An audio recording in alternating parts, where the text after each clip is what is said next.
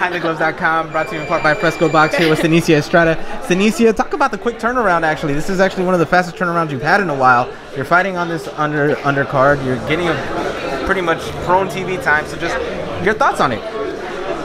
It's great. I'm happy to be back right away. My last fight, March 16th, start over again. No, go ahead. Go ahead. Sorry. Yeah, the quick turnaround is great. I fought March 16th, and before that, my last fight was in September, so that was like 7 months layoff.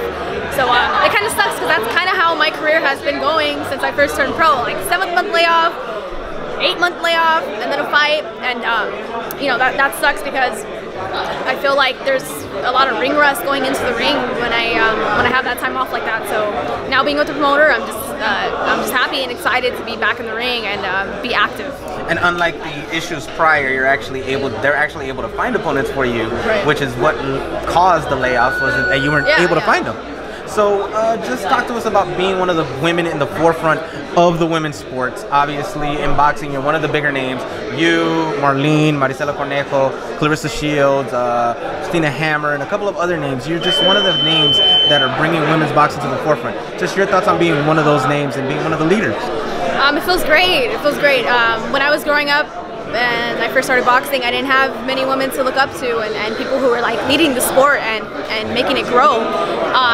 So I looked up to a lot of male fighters like Roy Jones, Sugar Ray Leonard and stuff, but it's not the same as having that like female to look up to. So, you know, when younger girls tell me they look up to me and I inspire them, it's just like the best feeling.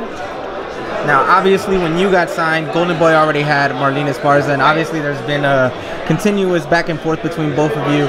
Just your thoughts on the eventual lead up to that happening, because you know it's going to happen. Yeah, it'll happen.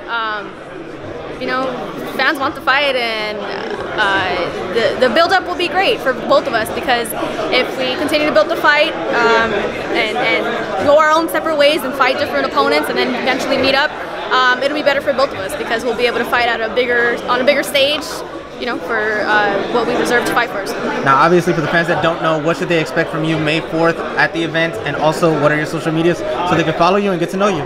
May 4th, expect something different and something, you know, every fight I go into, I always work on something different and I always try to improve to be better than my last fight. So just expect an exciting, great performance. Well, I thank you for your time, and obviously I'll owe you a Krispy Kreme donut at the end of that night, all right? Thank you. It's Michelle Joy Phelps. If you haven't already subscribed to our YouTube channel, make sure you do so by clicking this icon right here, or else.